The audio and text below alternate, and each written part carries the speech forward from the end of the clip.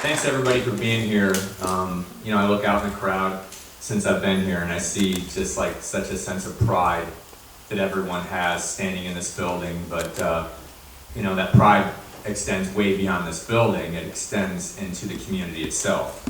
I mean, we're all here because we're thinking about not just ourselves and our own neighborhood, we're thinking about our city as a whole.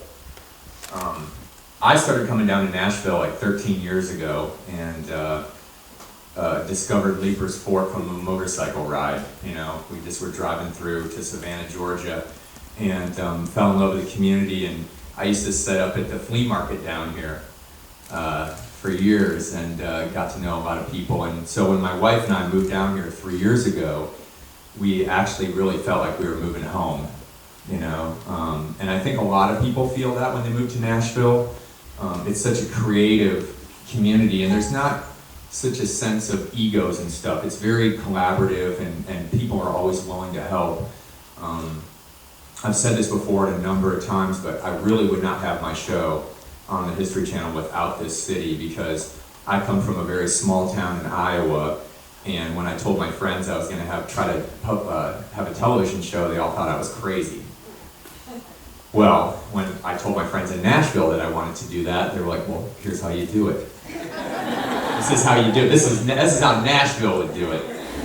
So that's how that all happened, and they encouraged me. I pitched the show for 5 years, and they really gave me a lot of encouragement, and I fell in love with the community, through these people. And I think that's one of the things that we don't think about so much is all the people coming here, literally the millions of people that come to Nashville during the tourist season every month. That many people are coming here. Why are they coming here? Are they coming here because they're music fans? Are they coming here because they love Southern hospitality? I mean, there's a lot of different layers to that. There's a lot of different things to that recipe, but I can tell you that all of them know, and without even question, that it's not, about the music. Obviously it's where the music is made, okay? So if you look at Nashville, Memphis, New Orleans, the Music Triangle, everything that happened in this area that literally changed the world.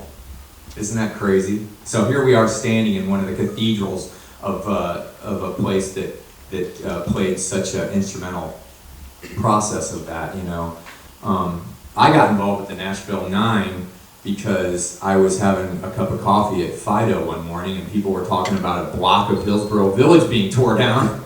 And I was blown away by that. I was like, what? Are you kidding me? A block of this historic district is being torn down. I don't understand that. Now, to give you a little bit of my background, I was on the city council, I was on the fire department, I was on the Shopkeepers Association, I was on the chamber. I own 9 historic buildings where I'm from. I've always been interested in historic properties because I really feel like we are obviously the caretakers for them, but with that said, we're the example as well. Okay, so right now we're all interested in this property and we're all interested in all these properties on the Nashville 9, but what does that say to our community when we show pride in it, and what does it say to our younger people? Our younger people have to have pride in the community as well, and they do that through historic buildings like this in historic areas. We're teaching them as we're learning some of the process ourselves.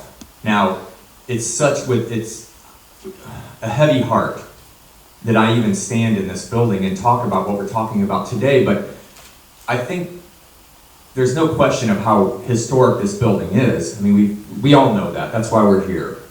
But how does something like this happen?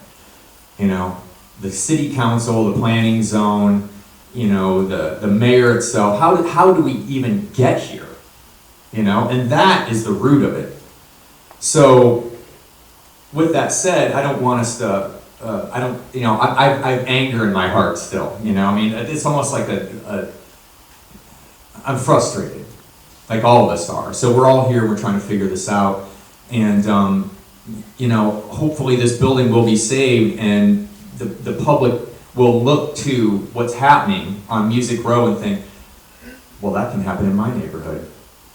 What's the difference? If it can happen to a building like that, why can't it happen down the street from me? And it's happening to a lot of people. I mean, if you look at the development again on 12th South, an amazing development. We're all for development, but it's all about the size, aesthetically what it looks like. I mean, there's a lot of different elements to it, So if you go to 12 South now, you go there on a Friday night, and everybody's there and they're having dinner at the restaurants and stuff, and you've got residential above, but start driving some of the side streets around there. Guess what? You can't. All of the people that invested in that area a long time ago, they don't have a neighborhood anymore. They don't have a neighborhood anymore. And it's not just because of the development itself. Everybody wants development. It's about the size of the development. So what we talk about with, as far as like getting to the root of the problem, the root is the tools in which the city council and the city officials have. Well, right now, I'm here to say, and I think we're all here to say, that Nashville is not the Wild West of development. People cannot come in here and do whatever the hell they want to do. And that's what they're doing. They're buying up properties, they're tearing them down, and they're building whatever they want to build. Whatever their vision is. Whatever their vision is, not the community's vision. So you can't really throw the city officials under the bus too much because they don't have the tools in place to work with to manage the problem. Because me coming down here for 13 years, I've seen the growth. We've all seen that. We all love it. We all love the amenities, and that's why people want to come here. But until the council has those tools, then there's not much we can do about it. So I guess the biggest thing that I'd like to say today is, coming from someone that's sat on a council before, is encouraging the citizens to let the council know, giving us all a voice on what we want to see as far as creative development. That's what we want. We all love this community, love it so much, and it's the people, it's the place, it's a sense of pride. One of the reasons I wanted to move here, I have a 2.5-year-old daughter now. I wanted her to be in the South because people in the South hold history and family so close to the rest. So close, like nowhere else in the country. I'm on the road 7 months of the year, and when I come home here, when we all pull into this city, it's magical. And it's magical because of these places, So today is where we plant the flag, and we say, okay, council, okay, mayor, this is what we, as a community, want. Not just the people in this room, but what the community wants, So, let me get this guy's name straight. Tim Reynolds. So here we are. We all want Tim Reynolds to know that we're not smelling what he's stepping in. That's what we're here for, We all have somebody to answer to in the end, and we all have things in life that test our character, And we're all here because we're good examples of that, And we wish that everybody else in our community would be too. So sometimes we have to help them up.